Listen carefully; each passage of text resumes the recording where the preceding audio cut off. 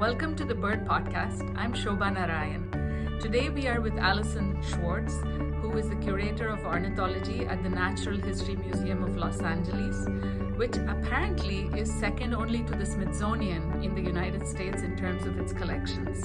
Welcome, Allison, and thank you. Yeah, thank you so much. It's really wonderful to have you here, Shobha, and to talk with you today. So tell us a little bit about your work here. Absolutely. So here as curator at the Natural History Museum, I'm in charge of a very large collection of birds. And so, when you come to the Natural History Museum as a visitor, you may not know it, but behind the scenes, we have many, many more specimens than what's available and visible to the public at any given day. So we've got, a few hundred birds on display, but behind the scenes, here we've got about 123,000 bird specimens. And so these specimens are really important for many different types of research, including my own research program. Tell me about your research program.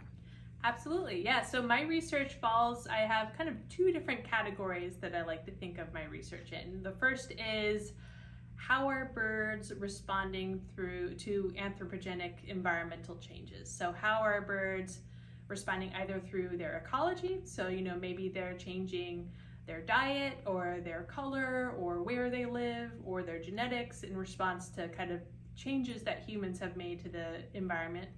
And specimens are really, really important for this because they provide us, essentially, they're a little time machine to a particular place at a particular time. So, we've got specimens that were collected up to 150 years ago. And so we can look at those specimens and take measurements. I can sequence DNA and understand what were things like back then, and then compare that to now. And so we can actually see directly kind of how are birds changing through time. And how are they changing? Yeah, so it depends on kind of where you are and what species you're looking at. So, some birds are kind of one general trend, and this isn't research that I've done, but research that they've been doing up in Chicago is they've looked at many thousands of bird specimens and are finding that wings are getting a little bit longer because birds are having to migrate further due to the changing climate. I've mostly worked on the genetics, and so understanding how are birds evolving in response to new diseases. I'll go show you in the collection some of the birds that I work on a little bit later, and I can tell you more about that study. I work on these birds called house finches. Can you show us some of your... Yeah, let's go to the collection. We can see some birds. Okay. I'm just going to film you as you walk. Okay, sounds good. We'll just go out here. So this is our main collections area. This is where we do a lot of our kind of day-to-day work. We've got, you can see, we share this space with mammals, so mammals and birds are together. So you'll see a few different mammals here and there. Here's different mammals that are waiting to be kind of cataloged and put back into the collection and organized and things like that. Oh, this is a porcupine. This is actually a bird called an echidna. So native to Australia, related to things like platypuses, one of the few animals that lays eggs instead of having live young. They're very cool birds, very cool animals. Here we've got a few of our other bird specimens, and we're just going to pass right by here. We've got another tour happening. Sorry, excuse me. So the collection starts with mammals, and then it gets down to birds. I'm going to have to move some of these compactors in a little bit, but we'll start down here with birds called house finches that I mentioned before. Yeah, so we've got about 100,000 of these skin specimens in the collection. And you can see each of these cabinets we've got, they're filled with these drawers of birds. And so one big difference is when you see the birds on display, they're prepared to look lifelike. However, if we had 100,000 specimens and we prepared them to look lifelike, It would be really hard. They would take up a lot of space. So we instead, if you go to any museum, pretty much anywhere in the world, you'll see a specimen prepared just like this, with the wings back, kind of the head back. All of the insides have been removed and just they're stuffed with cotton and a stick. You can see the eyes are filled with cotton. These days we also take a tissue sample, which we'll keep in a freezer that's kept at -80 degrees, so for genetic analyses. But these birds, we protect them from environment, we protect them from insects, and also from light. And so this bird was actually collected in 1898. So this was from Los Angeles. So this bird is a little time machine into Los Angeles in 1898. My word, huh? Yeah, so I can take measurements of it, I can study its color, I can take a little piece of skin and sequence its whole genome. I can also take feathers and analyze them for what are called stable isotopes, which is tells me something about the diet of the bird, or I can look for contaminants or heavy metals or all sorts of different things. So then when you display it, you just enlarge them and it doesn't hurt the specimen? Yeah, so actually these birds, once they're prepared like this, this is how they stay. So these birds will never be displayed. They might be displayed for a short period of time, but they would display just like this. So we wouldn't change them. So the specimens that are prepared for display would be just specifically for that purpose. Ah, got it. Yeah. Can I touch one? Better not, huh? Yeah, it's better not to. And so, when I was talking, each specimen has a little tag tied to its feet. Yeah. And this has essential information on where and when the specimen was collected. So this one was collected on April 25th, 1890 in Arizona. And it was collected by this person. Now we actually have all of these data available in a database online. And we actually have all these data on websites that are publicly available. So you could search what we have in the collection. You go to a website called gbif.org, and most major museums will have all of their collections there. So you can see, what specimens were where, when. GBIF. Yes. .org. Yep. Okay, got it. Yep. Okay. And one thing that you'll notice in this drawer, remember I was talking about, some cool things that people are using is looking at how dirty specimens are through time. Look at this house finch. It looks black. Yes.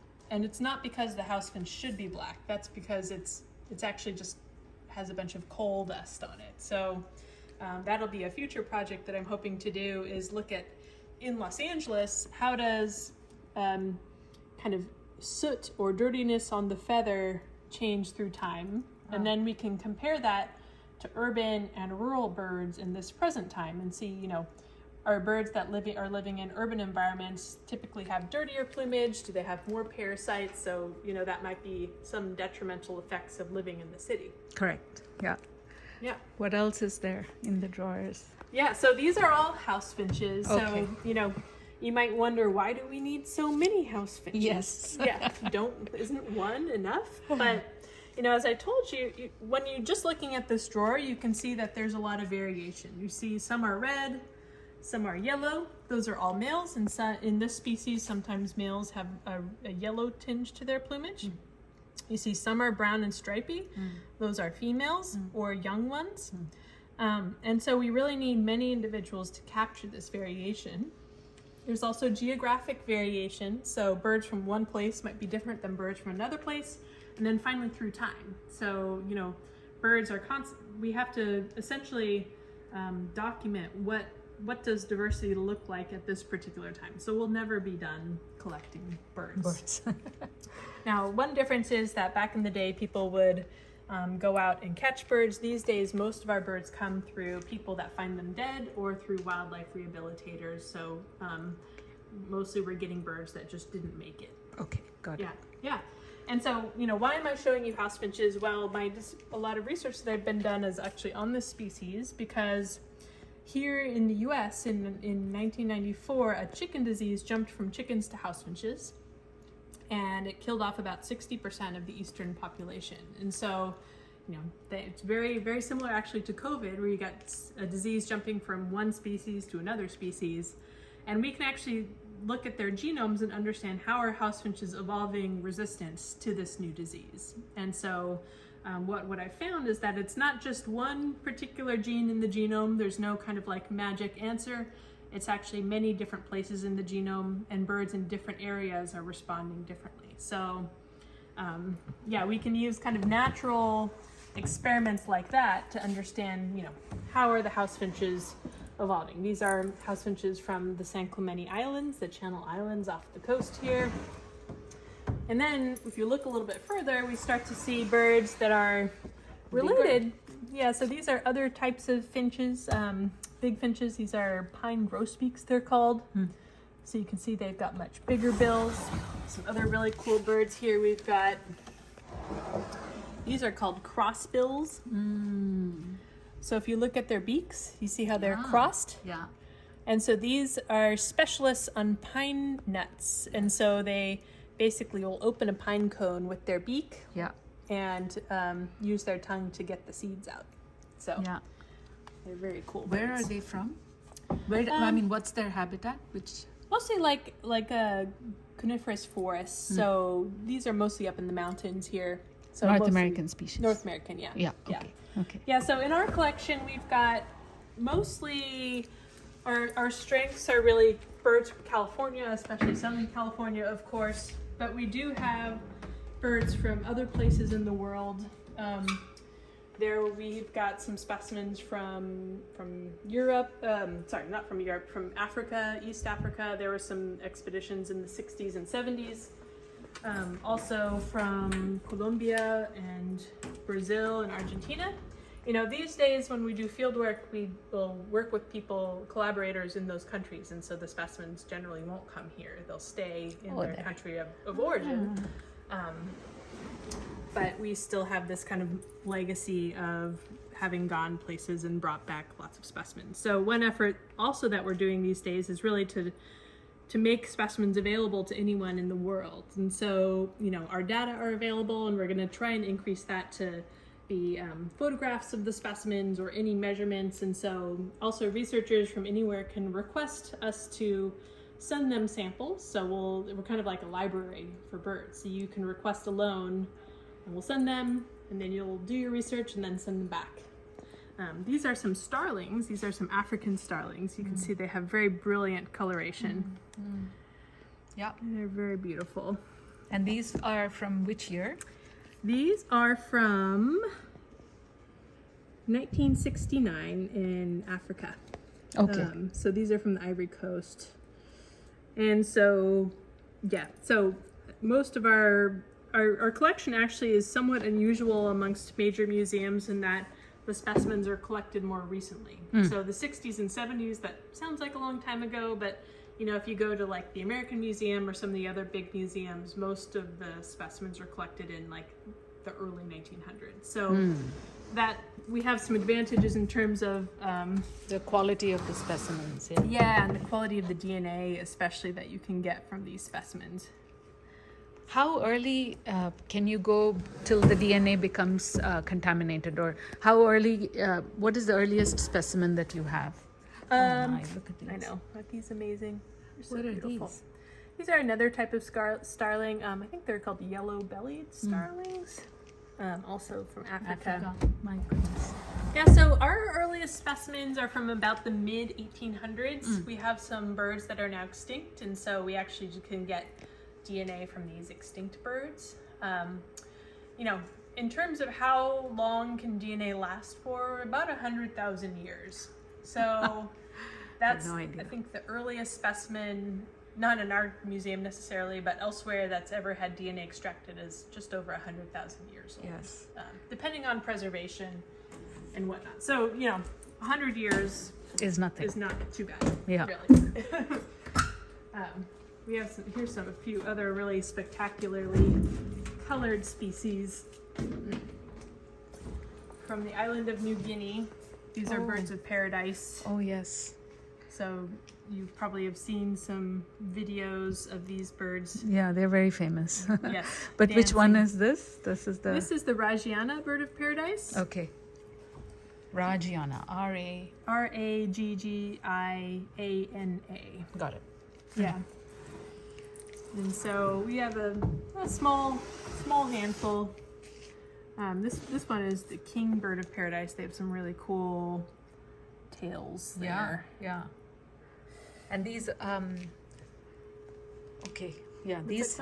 Yeah, I was going to say, would you say these are well-preserved specimens? I was trying to figure out which ones are better preserved than others, given that you have so many. But it's hard for me to say. This is not the most beautiful specimen, but the feathers look fine.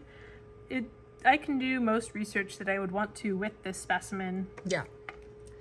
What are the kinds of research that happen with these? So you do genetics, which is linked to DNA. Yep. But is it mostly for those purposes? What are the other people? Yeah, so genetics is part of it, but I also will study the feathers. Yeah. So I might sample one of these feathers and look at them under a microscope, so a scanning electron microscope, to look at the microstructure of the feather.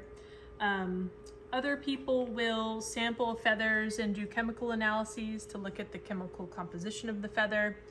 Kind of the most traditional, common way to study these specimens is to take measurements. So, to measure the length of the bill and the width of the bill. You can do tarsus, which is a good measurement of body size. So that's like this leg bone here. Or you might measure wing length. So you would find the top of the wing to the bottom of the wing. One thing is we can't open the wings of this specimen. Once they're prepared like this, this is it. So these days, a lot of times we'll take measurements of spread wings during the preparation process and mark those on the tag. Most specimens have weight associated with them. So this bird weighed, where's the weight? 86 grams. There's also, it says its iris was brown. The facial skin was light blue. So that's a good point. So one thing, the color of the feathers is preserved very well in museum specimens, but the colors of the bare parts, so like the beak and the skin and the legs, is not preserved well. And so this because it needs moisture in order for it to be the color that it is. So we might take a picture these days and associate that with the specimen, but probably this would be a very light blue color, this beak and the skin around the eye. Why do you say the tarsus is a good measure? Yeah, so in terms of tarsus is highly correlated with body size. And so, you can't really measure the length of the specimen because depending on the style of the person preparing it, you could make a bird longer or shorter. So a tarsus is a measurement that won't change depending on who prepared it. Got it. Yeah.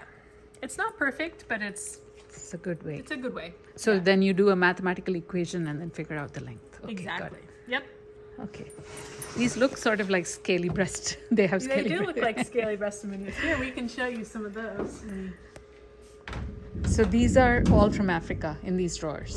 These were from New Guinea. So sorry, you said New Guinea. Yeah, got it. So how are birds arranged in the collection? It's not by where they're from. It's by kind of who they're related to. Okay. And so, finches are all together. And one thing is that the way we've ordered birds is a little bit out of date. So we actually need to rearrange our specimens because with DNA sequencing, we've learned a lot about who's related to who. I'm just going to grab one of these. Here's our friend, the scaly-breasted Munia. Yeah. This one's actually from Los Angeles County, so it's one that is from around here. Yeah. How early is this? This specimen is from 2006, but they've been here for 30 to 50 years, something like that. So it's been quite a while. So is there a theory of why they came here or why they moved here? It's all the pet trade, yeah. So people have their pets, some escape. They find an environment that they can thrive in. And here we've got, these are the pin-tailed whydah. That's the parasitizing scaly-breasted Munia. This is the male So the males get these really long breeding plumage. This too, tails. via the pet trade, came from Africa to Los Angeles. Yep. And now they are using the scaly-breasted Munia nest too for their nests. Exactly. Okay. Yeah. So. Huh. I know, it's very fascinating. So much we can learn. And so. How do you feel about this whole, I guess there's nothing to feel. I was going to say, how do you feel about these birds colonizing new areas? That, is there a theory about, is there a moral question? Is it good or bad that this is happening? Yeah, you know, I feel like if there's no impact on the native bird, like on the birds that are native here, that's a good answer. It's fine. Yeah. The birds are doing fine. Yeah. Most of the birds that are introduced in Los Angeles don't really have negative impacts on the native fauna. You know, if the pin-tailed whydahs started parasitizing native birds, and so, you know, maybe birds that are already threatened and, you know, could push them towards extinction, then we would want to get rid of them. Yeah. But most of them are confined to the city because people plant gardens that are very appealing to them. We have a lot of parrots here in Los Angeles. Yes. We've got 10 or 12 species. So I saw the red-headed one, which is from Mexico. yeah, originally. the red crown parrot. Red crown. We can look at them actually if you want. Yeah. We can just go right down here. Very helpfully, this aisle is already open. Oh, so this entire area is full of bird specimens. Oh, yep. Full of birds. Every case is full of birds.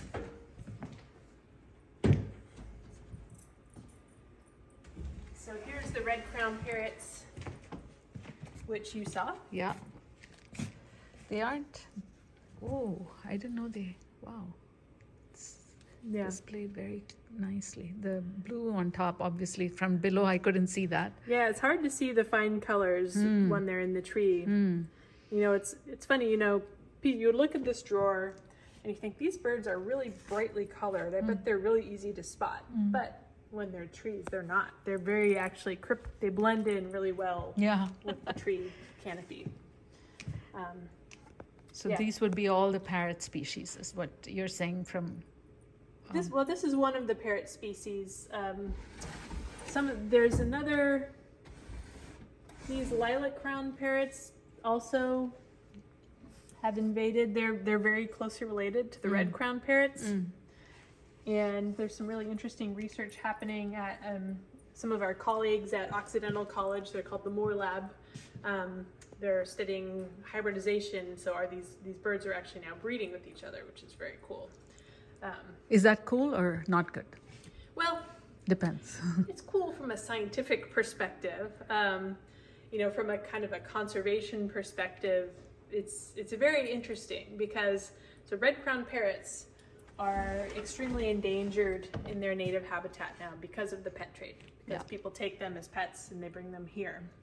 And so a lot of people are saying, okay, well, but they're doing well in cities, so we can just kind of consider cities to be a refuge for the red-crowned parrot. But if now we're getting these parrots coming into contact where they wouldn't in nature, and they're hybridizing with each other, that means that the parrots that are here are no longer the same as the parrots in their native range. Yes. And so there's a nuance there that I'm still figuring out. So that means that at least in the endemic range, it's pure, quote unquote. Yeah. And here it's maybe a different species. Exactly. It could be becoming a different species, basically. Yeah. So. Wow. Okay. Yeah, it's very interesting. It's not a straightforward question. No. Necessarily. Sorry, these are the lilac crowns that they're breeding with. So you can see they look very similar. You know, the lilac crowns have a little bit more of the lilac and a little bit less of the red. But yeah. And the lilacs are from where? Also Mexico? Also Mexico, but a little bit further west. Okay. So they're just slightly different areas, basically. Which is your favorite cupboard? My favorite bird, I'll show you. That's in a different... I'm going to change the we'll go to a different area.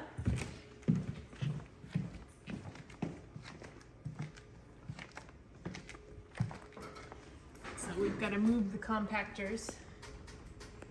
So this the gull here means it's all seagulls on this line? Or Not all of them, but it just helps us to know generally which birds are where, yeah. especially for visitors to the collection. Oh, so this every section has a Mm-hmm. ID. Yep, and we know what's where based on taxonomy, so kind of who's related to who. Yeah. And so, my favorite birds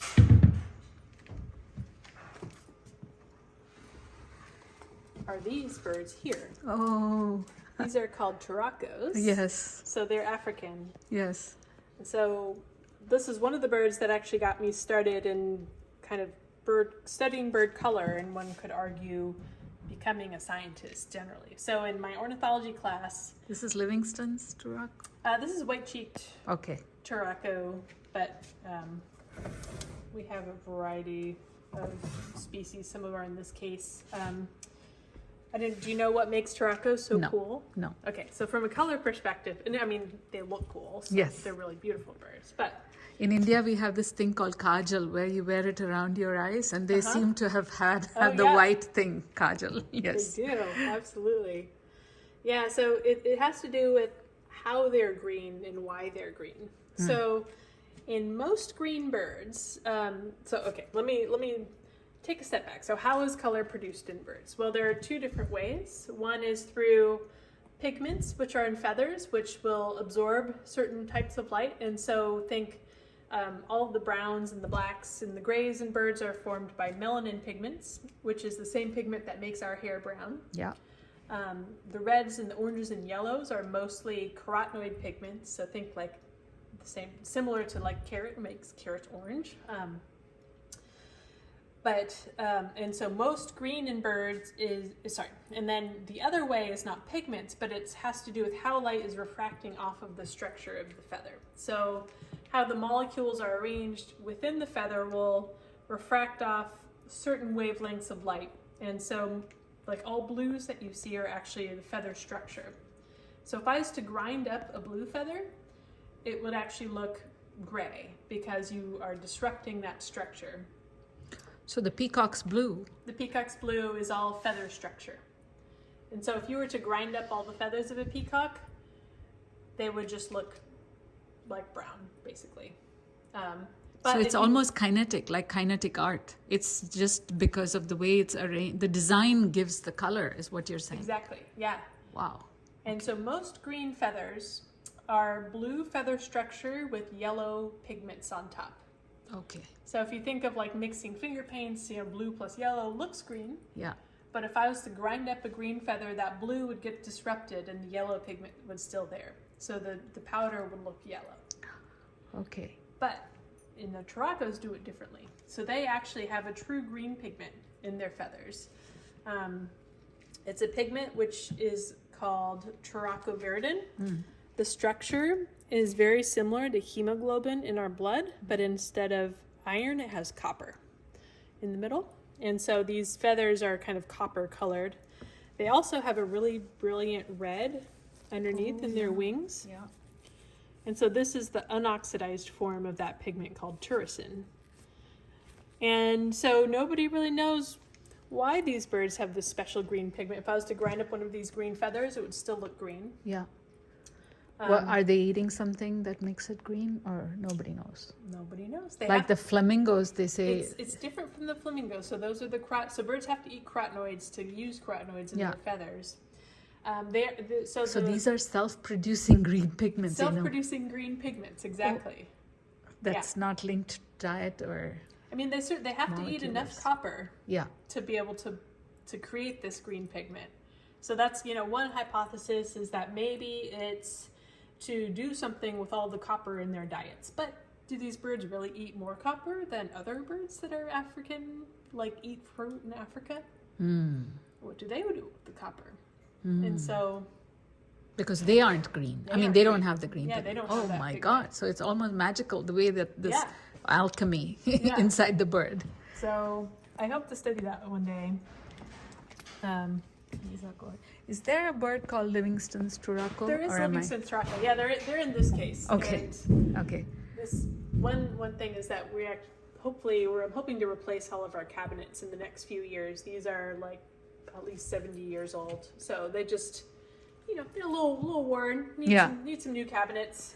And these are all Turakos in These here. are they're only from here up. So these are all Turakos, and then in this case they're all Turakos. Okay. This And is they're native to? native to sub-Saharan Africa. Okay. So this is the purple-crested Turako. Okay. So this iridescent color, which is color that changes depending on angle, is all feather structure. So just like the flamingo, not the flamingo, the peacock, or if you think of a hummingbird. I was just going to say the hummingbirds change according to light and Yeah. So that's all the feather structure. Here we can look at some hummingbirds as well. oh, these have, what are these? Those are roadrunners. Is there an extinct bird in here? There is. There's one right here, actually. Oh, the passenger pigeon? No. We do have passenger pigeons. They're a couple rows over. But these are yeah.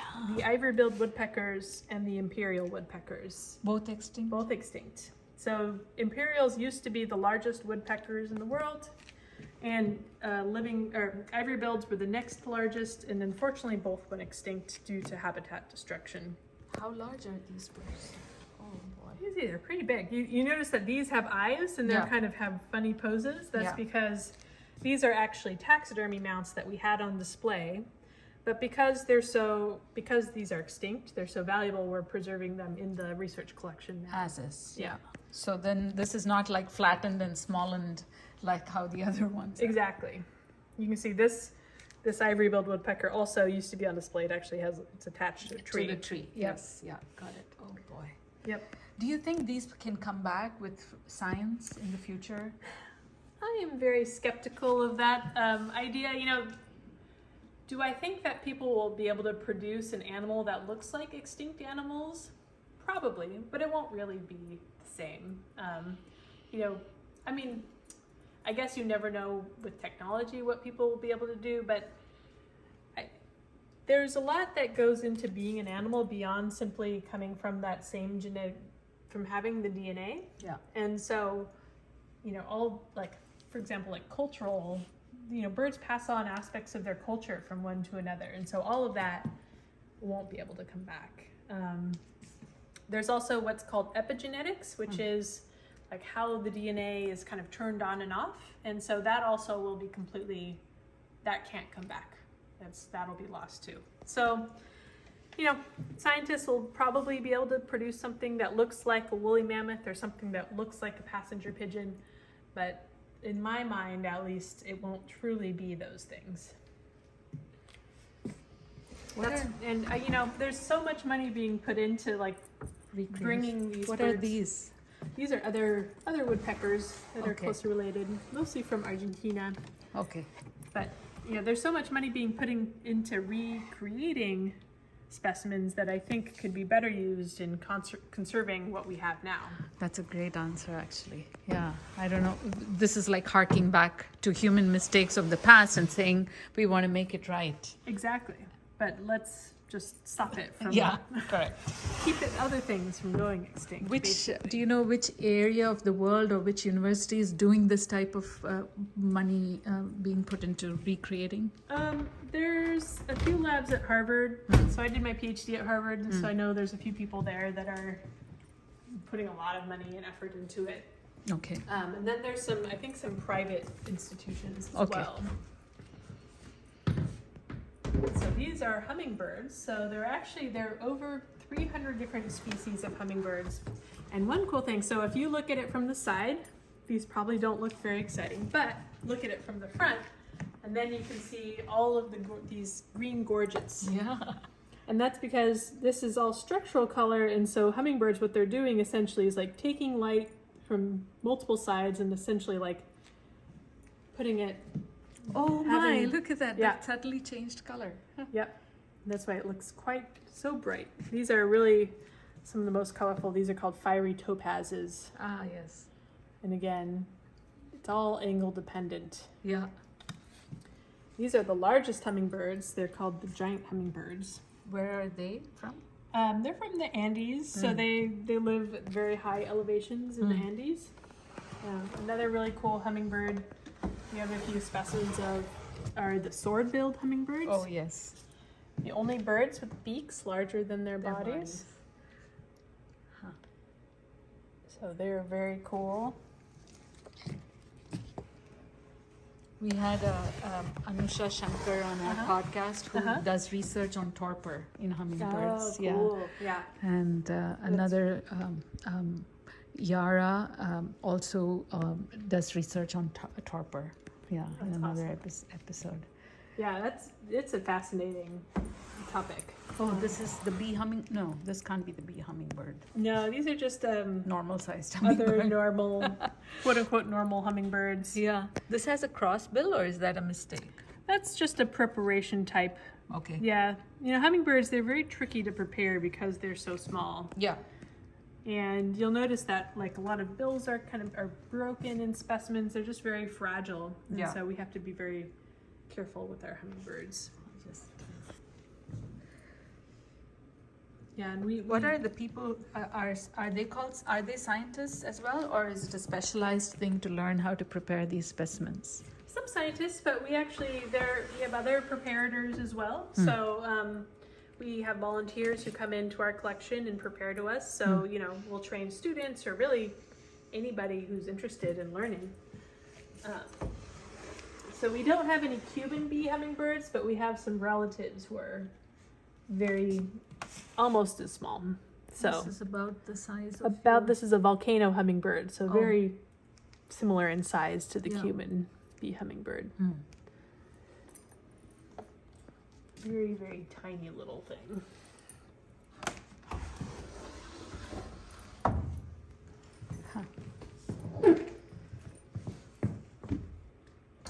And the largest bird in your collection would be the peacock, or do you? No, we've got an emperor penguin that's pretty big. We've got some cassowaries and here. Can I see? Yeah, that? we can see they're upstairs, so we'll have to go in a little bit. Let me just show you one more thing in here before we go upstairs. Have you seen a cassowary live? I have at the zoo. They're very cool. To me, it's like some people still don't believe that birds are dinosaurs, and I feel like you look at a cassowary and you're like, how is this thing not a dinosaur, right?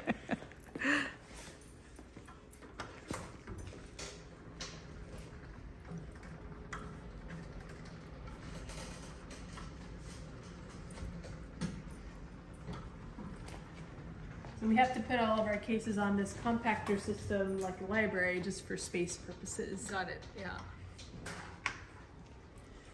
So I just want to show you here some very big birds. Oh. This is a California condor. Yeah. Yeah. So that's coming back, they said, no? One of the most kind of conservation success stories are the California condors. They were down to only a few, like 16, or I think it was, in the 1980s. They brought them all into captive breeding programs, and now there's hundreds in the wild. So yeah, Cy Montgomery, who is an author and was a guest, she said it was from the bullet, changing it from lead bullets to copper bullets or something like that. Yeah, it's still a big problem for condors, the lead poisoning. They still have to be brought in from time to time and get blood transfusions. And they're protected in California. It's now banned to Will you be able to hold them? Can you lift them, or you don't? It's a pretty big bird. We can hold it. In California, it's illegal to use. Oh, its eyes are covered with cotton. Yeah, all the eyes are cotton. Yeah. But elsewhere, people still use lead bullets, so it's very bad for them. And this bird was from 1923. And so our California condors actually have been important for understanding like when there were only 16 left, how much of genetic diversity was lost. Because we could sequence birds from before that happened and then say, okay, how much genetics, diversity was lost. Was it significant? I haven't seen the results of that study yet, so Okay. I don't know. You don't know. But I would guess yes, because it's, that's not very many birds. Yeah. And that's not a good thing, right? Because you want genetic diversity for You them want- too. Just like in many other contexts, diversity is incredibly important for just, There's two of them. here's a couple more. Yeah.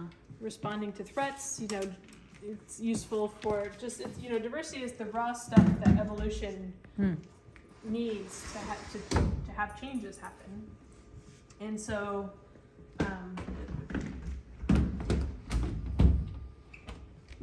we need to basically preserve diversity as much as possible. This is a poster that I made on kind of some of the stats of the collection. So you can see this is where did specimens originally come from. See, California is very dark, which means there's a lot. But you see we had, again, kind of Brazil and Argentina, East Africa. Yeah. We have some from India as well. Yeah. Not a lot, but some. And then this is another useful graph showing kind of specimens through time. So you can see mostly kind of like steady state from until about the 60s and 70s when all those big expeditions happened. And now we're back to being a fairly steady state. Yeah. So I'm going to pause it till we go upstairs and then restart. Yeah.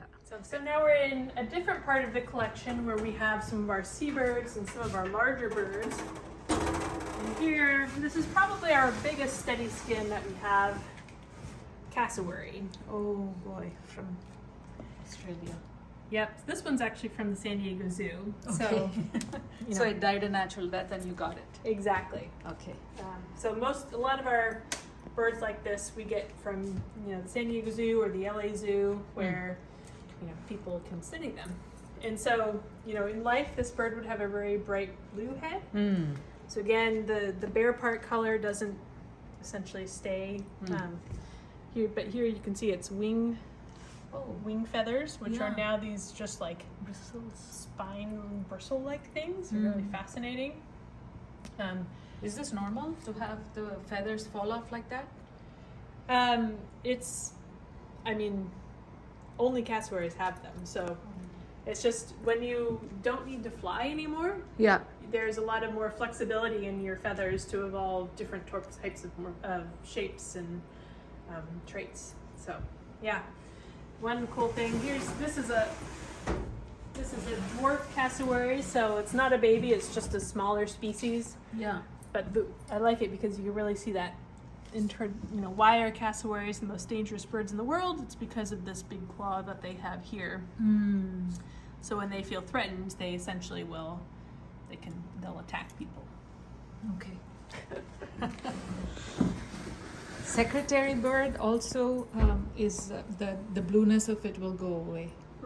Yeah, so if you look in our public exhibit area, we've got like a secretary bird, and we have some condors and things with very bright skin, and all that's just painted on. So that's taxidermists will use paints. Actually, we've got look just up here.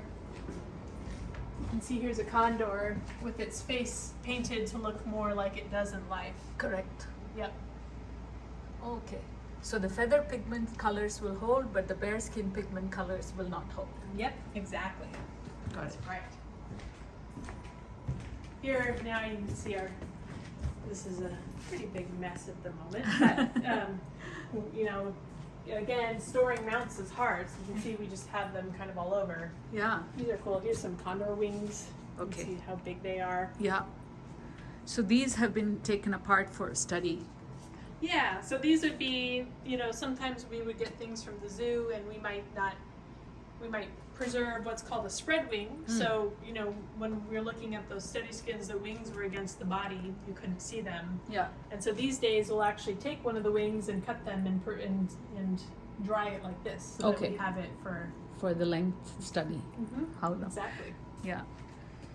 This looks like a bar-headed geese, but it's not. Yeah, it's some sort of duck. duck, yeah. Yeah. And And this is a... super well. That's a western meadowlark. Oh, yeah. Okay. Here's a burrowing owl. We've got here. We ask all our guests what Yeah. their favorite species of bird is or birds are, and Yeah. I was curious from your angle, which are some ones that you like? Well, I showed you the turacos. Yes. I like those a lot. Yes. I also I like tanagers. Yeah. They're one of my main study species. Because of the color of the Because of the color, plumage exactly. color. Yep. So bright colors. I also kind of around here. I really like nuthatches, red-breasted nuthatch. They're just so cute, very adorable. But And then the penguin, this one, and the penguins are here as well. yeah, the penguins. If we want to see the penguins, we've got those here. It's So funny. There's no smell. I guess that's all formaldehyde doing its work, huh? yeah, but it's really just because they're dried.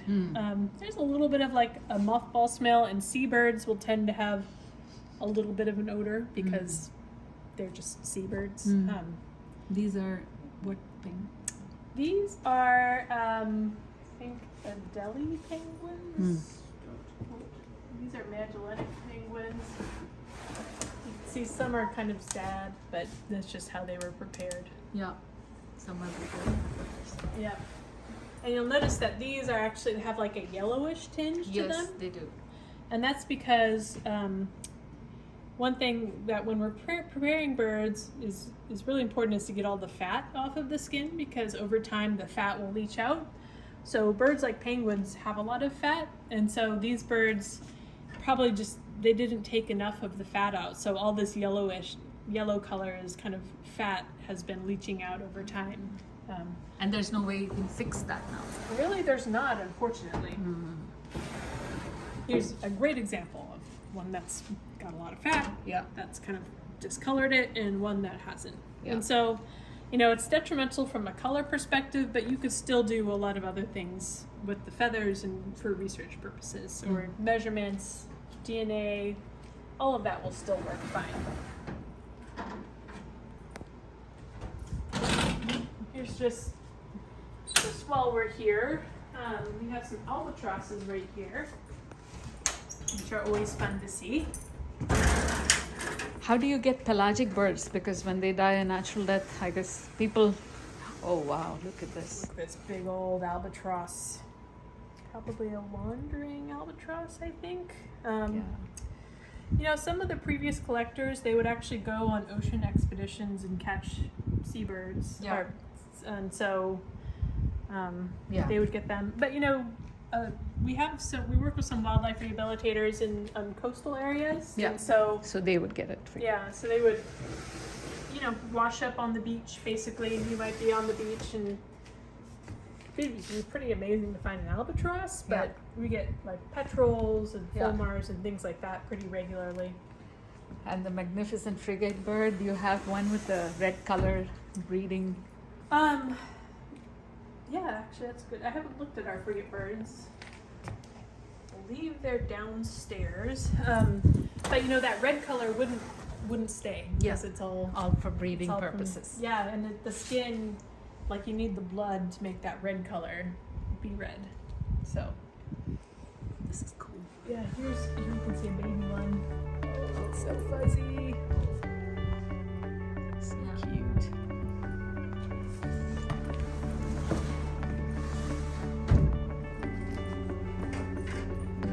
Yeah.